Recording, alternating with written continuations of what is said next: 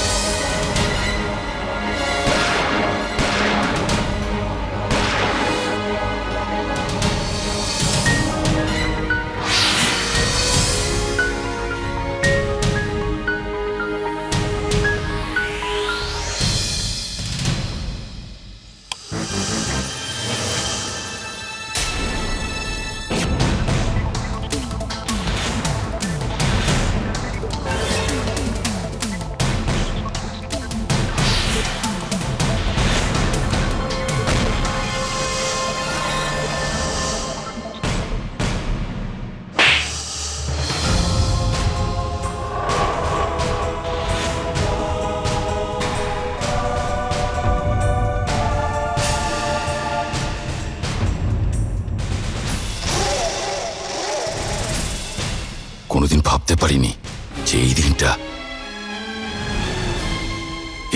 আমার নিজের চোখে দেখতে হবে। ভাই আর এক ভাইয়ের রক্ত ছড়াতে চাইবে। আমি আজকে নিজের কাছেই নিজে ছোট হয়ে গেলাম।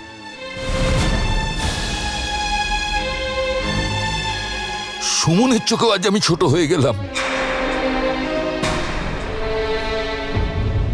কত বিশ্বাস নিয়ে আমি সুমনকে বলেছিলাম যে দুনিয়া এদিক থেকে ওদিক হয়ে যেতে পারে, কিন্তু করণ এমন করা তো দূর, এরকম কিছুতেই ভাবতেও পারে না।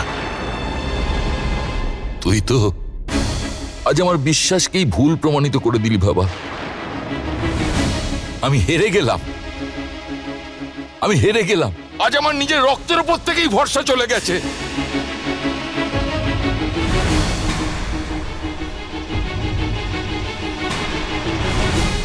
আমি সুমনের কথা মানা তো অনেক দূরের কথা, শুনতেও চাইনি। সুমন, মাথা ঠিক আছে তোর? তুই জানিস তুই কি বলছিস? মা প্লিজ আপনারা আমার কথাগুলো বিশ্বাস করুন। আমি যেটা বলছি সেটা মেনে নিন। মা, আমি করণের ওপরেই মিথ্যে অপবাদ কেন দেব? আমি আপনার কাছে হাত জোড় করছি, প্লিজ প্লিজ এই পুজোতে আর যাবেন না সুমন প্লিজ। চুপ করো প্লিজ, অনেক হয়ে গেছে। তোমার নিশ্চয়ই কোনো ভুল ধারণা হয়েছে। করণকে আমরা আমাদের নিজেদের থেকেও বেশি বিশ্বাস করি। আচ্ছা ঠিক আছে, ধরে নাও আমরা পুজোতে যাচ্ছি না, কিন্তু এই জন্য নয় যে করণকে বিশ্বাস করি না, বরং এর জন্যে তোমাকে এবং তোমার চিন্তা ভাবনাকে আমরা ভুল প্রমাণিত করতে চাই। যখন সুমন আমাদের তোর এই জঘন্য কাজটার কথা বলেছিল, তখন আমাদের মধ্যে কেউ এই কথা বিশ্বাস করতে চায়নি। আমার তো মন মানতেই চাইছে না যে তুই এত নিচে নামতে পারিস।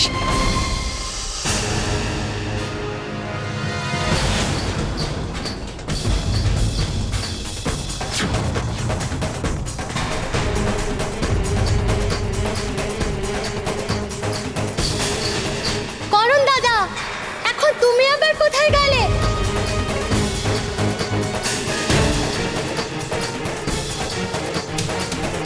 হ্যাঁ কাঞ্চন, আসছি।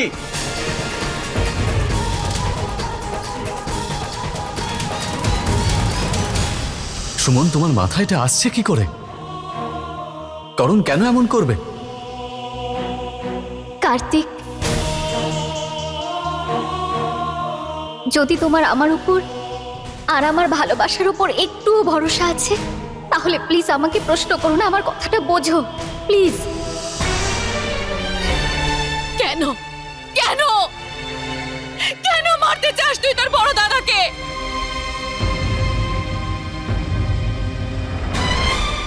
আরে আমরা তো এটাই ভাবতাম যে তুই তোর বড় দাদাকে সম্মান করিস, কিন্তু তুই তো ছি, এত ঘৃণা করিস তুই। কেন এত ঘৃণা করিস তুই কার্তিক? আমি ঘেন্না করি ওকে, বরং ওকে আমি খুব বাজেভাবে ঘেন্না করি।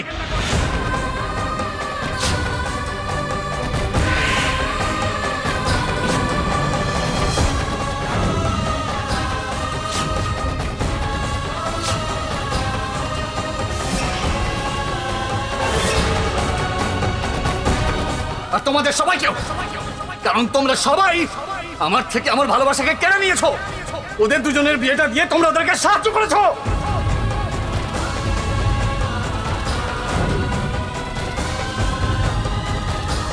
ভালো হতো ও যদি আজকে আমার হাতে মরে যেত।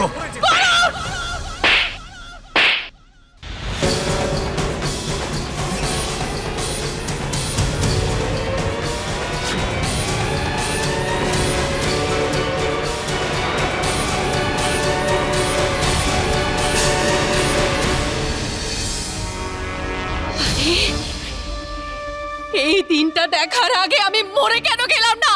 শুনতে পাচ্ছিস? মরে যেতে চাই আমি। লজ্জা লাগা উচিত তোর। নিজের বড় দাদাকে মেরে তুই ফুর্তি করবি? যবে থেকে তুই এই বাড়িতে এসেছিস আমরা সবাই কত আনন্দে ছিলাম। না মা, আমি ফিরে আসাতে এই বাড়ির কেউ খুশি হয়নি। তুমিও হওনি আর ও হয়নি। এত ঘৃণা কেন? তোর মনে এত ঘৃণা কি করে এলো করণ? হ্যাঁ বল, এত ঘৃণা কেন করিস তুই কার্তিককে? কেন এত ঘৃণা করিস বল। মা, আজকের এই হিংসে আর ঘৃণার অধিকারী শুধু একা করণ নয়, এই ঘৃণার যজ্ঞে ঘি ঢালার পেছনে আরও একজনের সাহায্যের হাতও আছে।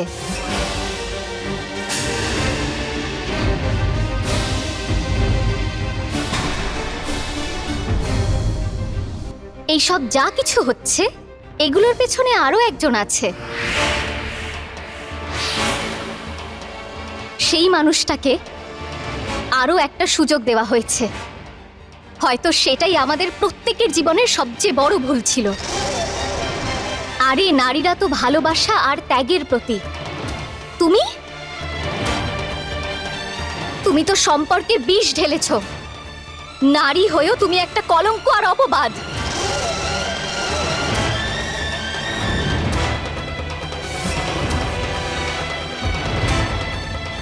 এ যা কিছু করেছে আরো একবার এই বাড়িতে ঢোকার জন্য করেছে। করণকে ফিরিয়ে নিয়ে এসে এ আপনাদের সবার সামনে এতটা মহান হয়ে গেল যে আপনারা কেউ এর আসল রূপ দেখতেই পাননি।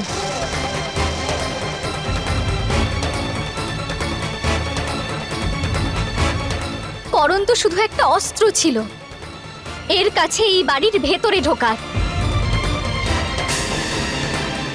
এই করণকে আমার আর কার্তিকের বিয়ের দিনে এই বাড়িতে কেন নিয়ে এলো সেটা আমরা কিন্তু কেউ ভাবিনি। অথচ করণকেও অনেক আগেই পেয়ে গেছিল। আমি বলছি এটা এই কারণে করেছে যাতে এই পরিবার থেকে কার্তিক আর আমার থেকে প্রতিশোধ নিতে পারে।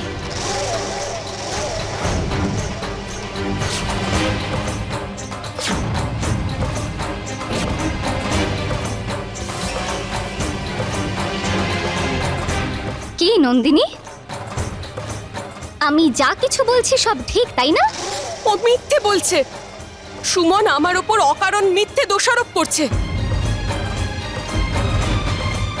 বাহ সুমন বাহ, আমার সততা আর ভালো মানসিকতার এই প্রতিদান দিচ্ছ তুমি। আর এই সবের জন্য আমাকে কেন দোষ দিচ্ছ? সত্যিটা হলো এই সব কিছুর জন্য তোমার আর কার্তিকের ভালোবাসাই তার জন্য দায়ী। আরে তোমরা তো করণকে সবাই মিলে ঠকিয়েছো আর তুমি আমাকে দোষ দিচ্ছ।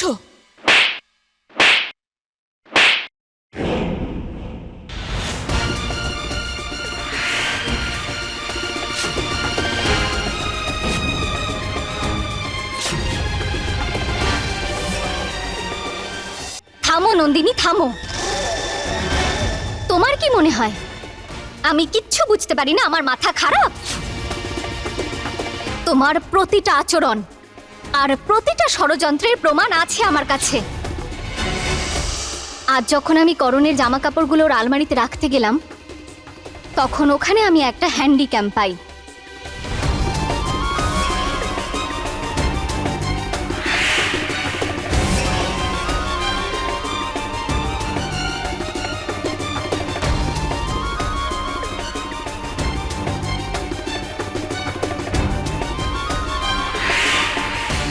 যেটা থেকে আমি জানতে পারি নন্দিনী আমাদের পরিবার ধ্বংস করতে কি ষড়যন্ত্র করছে। তুমি যদি বলো তাহলে আমি এক্ষুনি ওই ডাক্তারকে এখানে ডেকে আনি, যিনি করণকে কোমা অবস্থায় চিকিৎসা করছিলেন। আমি যখন ওই হসপিটাল ইনচার্জের বাড়িতে যাই, কে?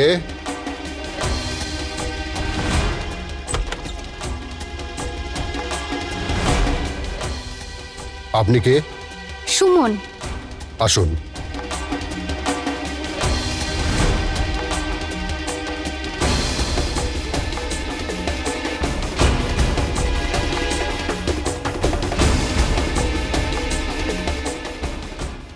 না না, আপনি পুলিশকে কিছু বলবেন না। আর জানো তুমি যা যা কিছু করেছো এইগুলো আইনের চোখে অপরাধ।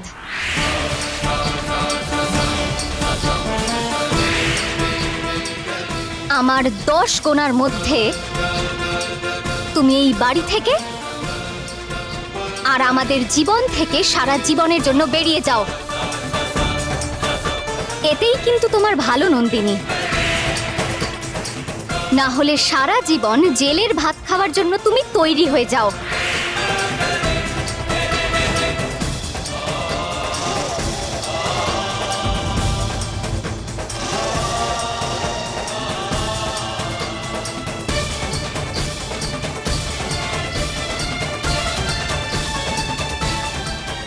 নন্দিনী তো চলে গেল, কিন্তু তোমার জন্য আর তোমার এই বন্ধুর জন্য আমাকে তো পুলিশে খবর দিতেই হবে।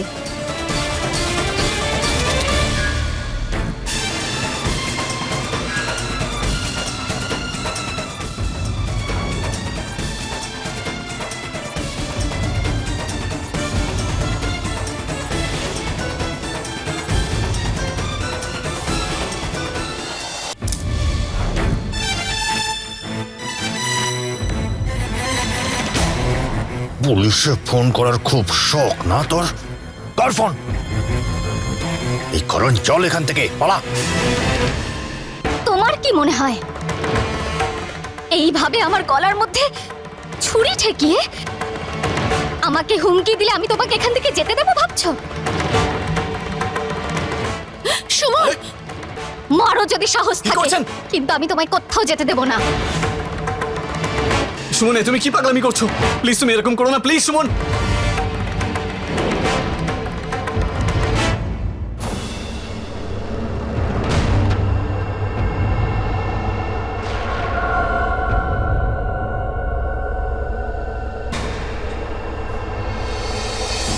এক পাও এগিয়ে আসবে না তুমি, করণ।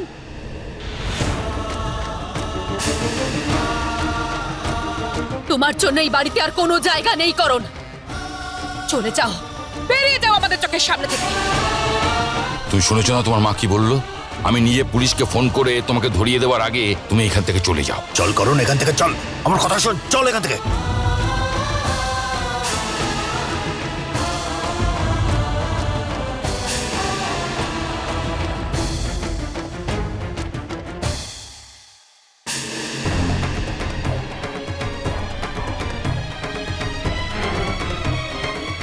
শোন দেবদাস, তোর এই প্রেমের জালে আমায় জড়াস না।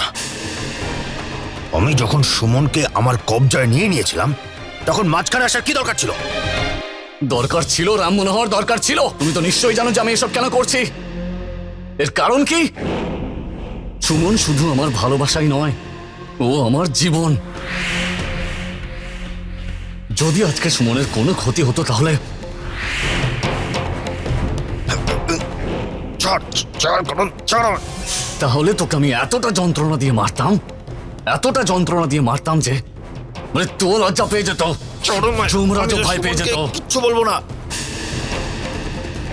আমি তো সুমনকে কিচ্ছু বলবো না। আজকের পর থেকে কিচ্ছু বলবো না, ছাড় আমার কথা।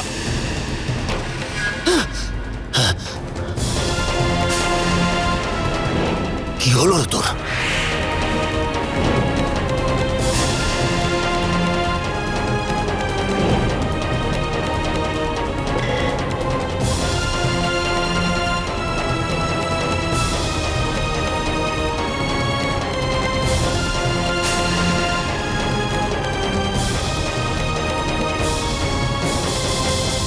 দাদু, আমি ঠিক আছি।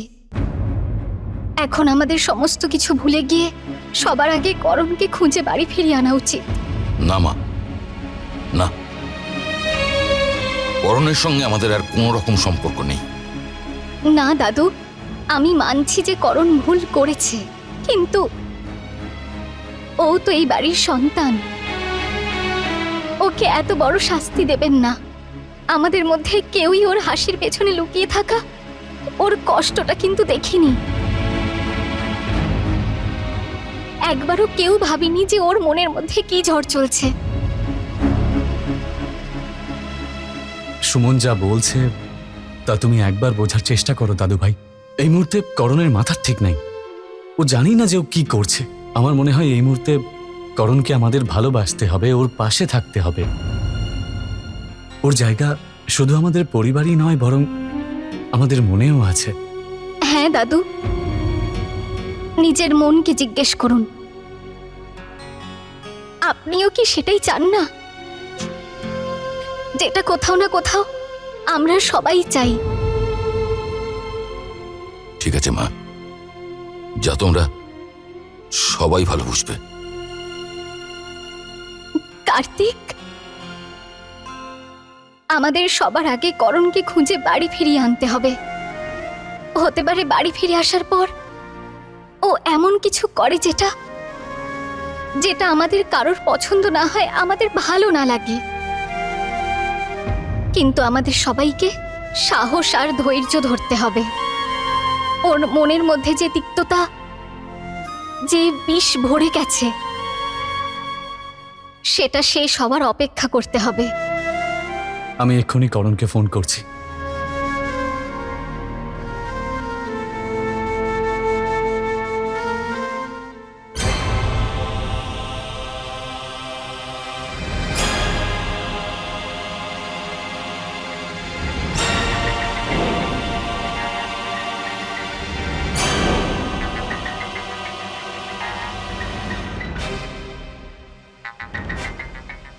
মনে হচ্ছে করণ তোর বাড়ির লোকেরা তোর জন্য খুব তাড়াতাড়ি চিন্তা শুরু করেছে। নে ফোন ধর, ধর। একটাও কথা বলবো না আমি। আরে আমি কারোর সঙ্গে কোনো কথা বলতে চাই না। আর কেন বলবো, কেন কথা বলবো আমি? এখন আর আমার সাথে কারোর কোনো সম্পর্ক নেই, কেউ নেই। মিথ্যে সম্পর্ক, মিথ্যে ভালোবাসা, এই সব নাটক ওদের, সব নাটক ওদের। ছলনা করছে ওরা। আর যখন ওরা আমাকে নিজের বাড়ি থেকে বের করে দিয়েছে, তাহলে কেন ওরা আমাকে নিয়ে চিন্তা করছে? ওদের কাছে ওদের আদরের ছেলে আছে তো, ওদের কার্তিক। আর কার্তিকের কাছে আমার সুমন। সবাই মিথ্যে। আর আমি ওই বাড়িতে কখনো যাব না, কোনোদিনও যাব না আমি ওদের কাছে। আমি চাই না ওদের ভালোবাসা, আমি চাই না ওদের টাকা, ওদের সাহায্য। এখন আমি একা একাই বাঁচবো, একা একাই বাঁচবো আমি এখন। আমি যাব না, আমি যাব না।